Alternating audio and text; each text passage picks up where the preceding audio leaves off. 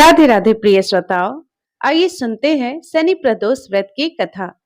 इस बार ज्येष्ठ मास के शुक्ल पक्ष में शनि प्रदोष का व्रत 27 जून 2026 दिन शनिवार को पड़ रहा है।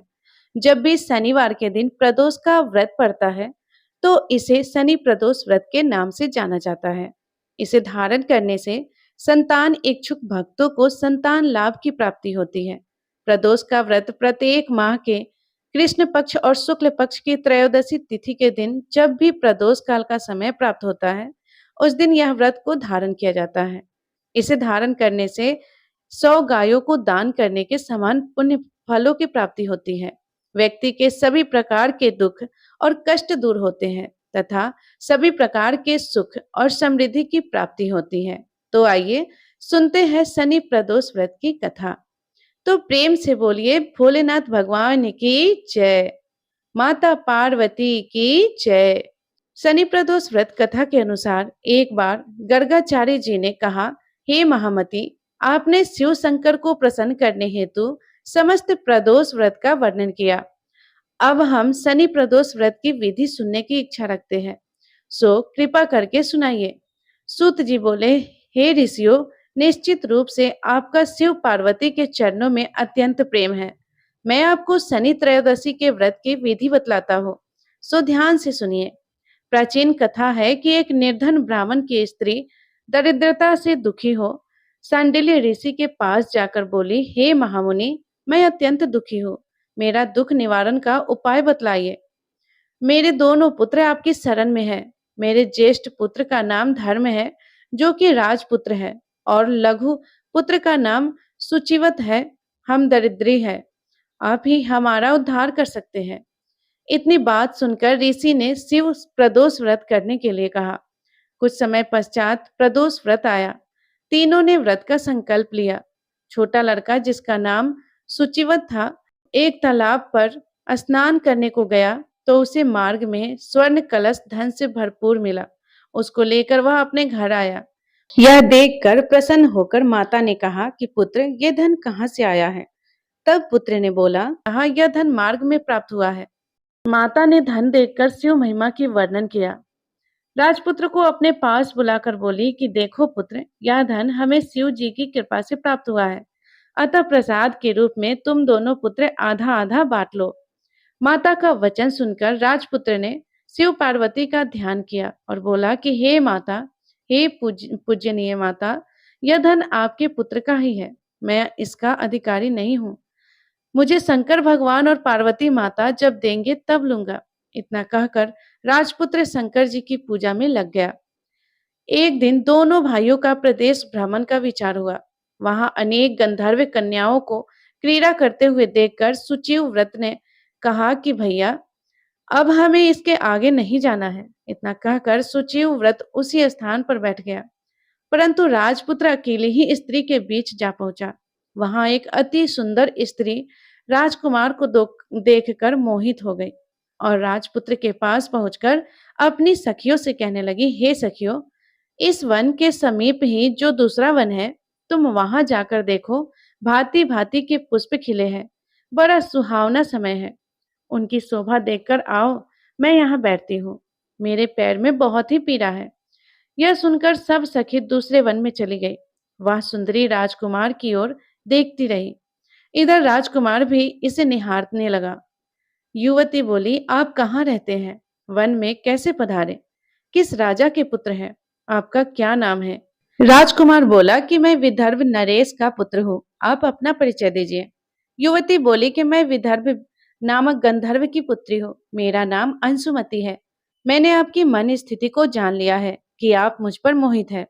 विधाता ने हमारा तुम्हारा संयोग मिलाया है। युवती ने मोतियों का हार राजकुमार के गले में डाल दिया। राजकुमार हार स्वीकार करते हुए बोला कि हे भद्रे, मैंने आपका प्रेमोपहार स्वीकार कर लिया है, परंतु मैं निर्धन हूँ। राजकुमार के इन वचनों को सुनकर गंधर्व कन्या बोली कि मैं जैसा कह चुकी हूँ वैसा ही करूंगी, अब आप अपने घर जाओ। इतना कहकर गंधर्व कन्या सखियों से जा मिली। घर आकर राजकुमार ने सुचिव व्रत को सारा वृतांत सुनाया।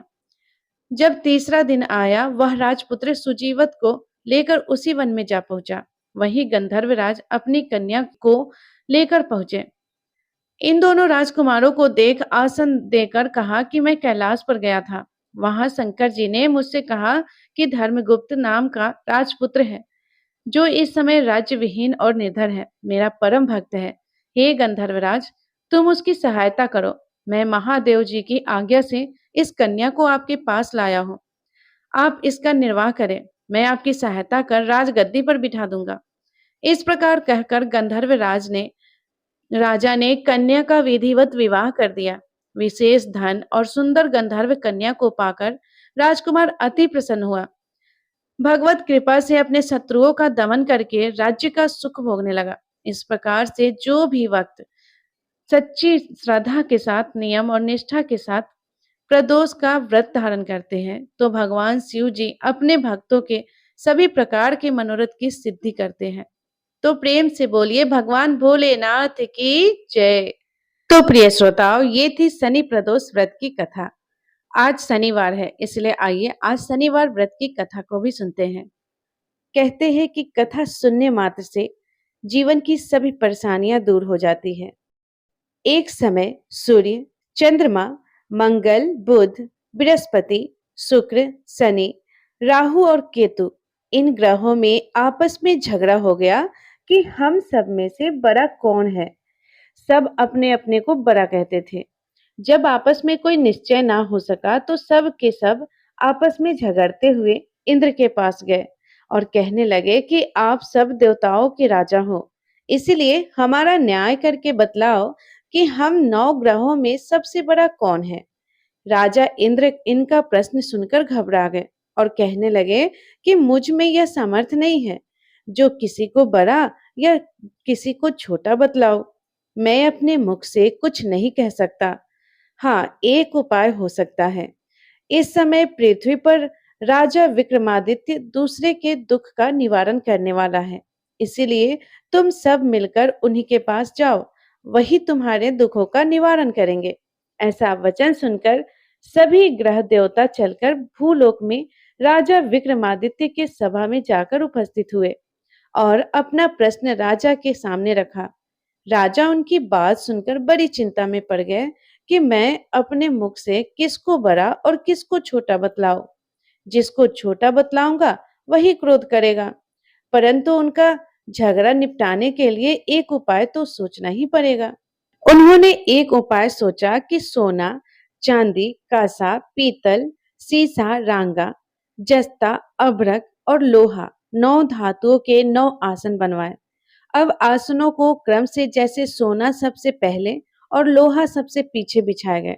इसके पश्चात राजा ने सब ग्रहों से कहा कि आप सब अपने अपने सिंहासनों पर बैठिए। जिसका आसन सबसे आगे है वह सबसे बड़े और जिसका आसन सबसे पीछे है वह सबसे छोटा जानिए। क्योंकि लोहा सबसे पीछे था और वह शनिदेव का आसन था, इसीलिए शनिदेव ने समझ लिया कि राजा ने मुझको सबसे छोटा बना दिया है। इस पर शनि को बड़ा क्रोध आया और कहा कि राजा, तू मेरे पराक्रम को नहीं जानता। सूर्य एक राशि पर 1 महीना, चंद्रमा 2.25 महीना, 2 दिन मंगल, 1.5 महीना बृहस्पति, 13 महीने बुध और शुक्र 1 महीने, परंतु मैं एक राशि पर 2.5 साल तक रहता हूँ। बड़े बड़े देवताओं को भी मैंने भीषण दुख दिया है। राजन सुनो, राम जी को 7.5 आई और वनवास हो गया। रावण पर आई तो राम जी ने लक्ष्मण की सेना लेकर लंका पर चढ़ाई कर दी, रावण के कुल का नाश कर दिया। हे राजा, अब तुम सावधान रहना। राजा कहने लगा कि जो कुछ भाग्य में होगा देखा जाएगा। उसके बाद अन्य ग्रह तो प्रसन्नता के साथ चले गए, परंतु शनिदेव बड़े क्रोध के साथ वहां से सिधारे। कुछ काल व्यतीत हो जाने पर जब राजा को 7.5 की दशा आई तो शनिदेव घोड़े के सौदागर बनकर अनेक सुंदर घोड़ों के सहित राजा की राजधानी में आए। जब राजा ने सौदागर के आने की खबर सुनी तो अश्वपाल को अच्छे अच्छे घोड़े खरीदने की आज्ञा दी। अश्वपाल ऐसी अच्छी नस्ल के घोड़े देखकर और उनका मूल्य सुनकर चकित हो गया और तुरंत ही राजा को खबर दी कि राजा उन घोड़ों को देखकर एक अच्छा सा घोड़ा चुनकर सवारी के लिए चढ़ा। राजा घोड़े के पीठ पर चढ़ते ही घोड़ा जोर से भागा। घोड़ा बहुत दूर एक बड़े जंगल में जाकर राजा को छोड़कर अंतर्ध्यान हो गया। इसके बाद राजा अकेला जंगल में भटकता फिरता रहा। बहुत देर के पश्चात राजा ने भूख और प्यास से दुखी होकर भटकते भटकते एक ग्वाले को देखा। ग्वाले ने राजा को प्यास से व्याकुल देखकर पानी पिलाया। राजा की उंगली में एक अंगूठी थी, उसे निकालकर प्रसन्नता के साथ ग्वाले को दे दी और शहर की ओर चल पड़ा। राजा शहर में पहुंचकर एक सेठ की दुकान पर जाकर बैठ गया और अपने आप को उज्जैन का रहने वाला तथा अपना नाम बीका बतलाया। सेठ ने उसको कुलीन मनुष्य समझकर जल आदि पिलाया। भाग्यवश उस दिन सेठ की दुकान पर बिक्री अधिक हुई थी। तब सेठ उसको भाग्यवान पुरुष समझकर भोजन कराने के लिए अपने साथ ले गया। भोजन करते समय राजा ने आश्चर्य की बात देखी कि खूंटी पर हार लटक रहा है और वह खूंटी उस हार को निगल रही है। भोजन के पश्चात कमरे में आने पर जब सेठ को कमरे में हार न मिला, तो सबने यही निश्चय किया कि सिवाय बीका के और कोई इस कमरे में नहीं आया, अतः अवश्य ही उसी ने हार चोरी किया है। परंतु बीका ने हार लेने से मना कर दिया। इस पर 5-7 आदमी इकट्ठे होकर उसको फौजदार के पास ले गए। फौजदार ने उसको राजा के सामने उपस्थित कर दिया और कहा कि यह आदमी तो भला प्रतीत होता है, चोर मालूम नहीं होता, परंतु सेठ का कहना है कि इसके सिवाय और कोई घर में नहीं आया, अवश्य ही इसी ने चोरी की है। तब राजा ने आज्ञा दी कि इसके हाथ पैर काटकर चौरंगिया किया जाए। राजा की आज्ञा का तुरंत पालन किया गया। बीका के हाथ पैर काट दिए गए। इस प्रकार कुछ काल व्यतीत होने पर एक तेली उसको अपने घर ले आया और कोहलू पर उसको बैठा दिया। बीका उस पर बैठा हुआ जवान से बैल हाँकता रहा। शनि की दशा समाप्त हो गई और एक रात को वर्षा ऋतु के समय वह मल्हार राग गाने लगा। उसका गाना सुनकर उस शहर की राजा की कन्या उस राग पर मोहित हो गई और दासी को खबर लाने भेजा कि शहर में कौन गा रहा है। दासी सारे शहर में फिरती फिरती क्या देखती है कि तेली के घर में चौरंगिया राग गा रहा है। दासी ने महल में आकर राजकुमारी को सब वृतांत सुना दिया। बस उसी क्षण राजकुमारी ने अपने मन में यह प्रण कर लिया कि चाहे कुछ भी हो, मैंने इस चौरंगिया के साथ विवाह करना ही है। प्रातःकाल होते ही जब दासी ने राजकुमारी को जगाना चाहा, तो राजकुमारी अनशन व्रत लेकर पड़ी रही। तब दासी ने रानी के पास जाकर राजकुमारी को के ना उठने का वृतांत कहा। रानी ने तुरंत ही वहां आकर राजकुमारी को जगाया और उसके दुख का कारण पूछा। तो राजकुमारी ने कहा कि माता जी, मैंने यह प्रण कर लिया है कि तेली के घर घर में जो चौरंगिया है उसी के साथ विवाह करूंगी। माता ने कहा, पगली, यह क्या बात कह रही है? तुझको किसी देश के राजा के साथ परणाया जाएगा। कन्या कहने लगी कि माता जी, मैं अपना प्रण कभी नहीं तोड़ूंगी। माता ने चिंतित होकर यह बात राजा को बताई। तब महाराज ने भी आकर समझाया कि मैं अभी देशांतर में अपने दूत भेजकर सुयोग्य रूपवान एवं बड़े से बड़े गुणी राजकुमार के साथ तुम्हारा विवाह करूंगा। ऐसी बात तुमको कभी नहीं विचारनी चाहिए। तब कन्या ने कहा कि पिताजी, मैं अपने प्राण त्याग दूंगी, परंतु दूसरे से विवाह नहीं करूंगी।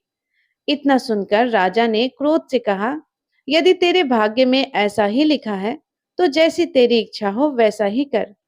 राजा ने तेली को बुलाकर कहा कि तेरे घर में जो चौरंगिया है उसके साथ मैं अपनी कन्या का विवाह करना चाहता हूँ। तेली ने कहा कि यह कैसे हो सकता है? कहाँ आप हमारे राजा और कहाँ मैं एक नीच देदी। परंतु राजा ने कहा कि भाग्य लिखे को कोई नहीं टाल सकता। अपने घर जाकर विवाह की तैयारी करो। राजा ने उसी समय तोरण और वंदनवार लगवाकर अपनी राजकुमारी का विवाह चौरंगिया विक्रमादित्य के साथ कर दिया। रात्रि को जब विक्रमादित्य और राजकुमारी महल में सोए, तो आधी रात के समय शनिदेव ने विक्रमादित्य को स्वप्न दिया कि राजा, कहो, मुझको छोटा बतलाकर तुमने कितना दुख उठाया। राजा ने क्षमा मांगी। शनिदेव ने प्रसन्न होकर विक्रमादित्य को हाथ पैर दिए। तब राजा ने कहा कि महाराज, मेरी प्रार्थना स्वीकार करें कि जैसा दुख आपने मुझे दिया है, ऐसा और किसी को ना देना। शनि देव ने कहा कि तुम्हारी प्रार्थना स्वीकार है। जो मनुष्य मेरी कथा सुनेगा या कहेगा, उसको मेरी दशा से कभी किसी प्रकार की दुख नहीं होगा। और जो नित्य ही मेरा ध्यान करेगा या चींटियों को आटा डालेगा, उसके सब मनोरथ पूर्ण होंगे। इतना कहकर शनिदेव अपने धाम को चले गए। राजकुमारी की आंखें खुली और उसने राजा के हाथ पैर देखे तो आश्चर्य को प्राप्त हुई।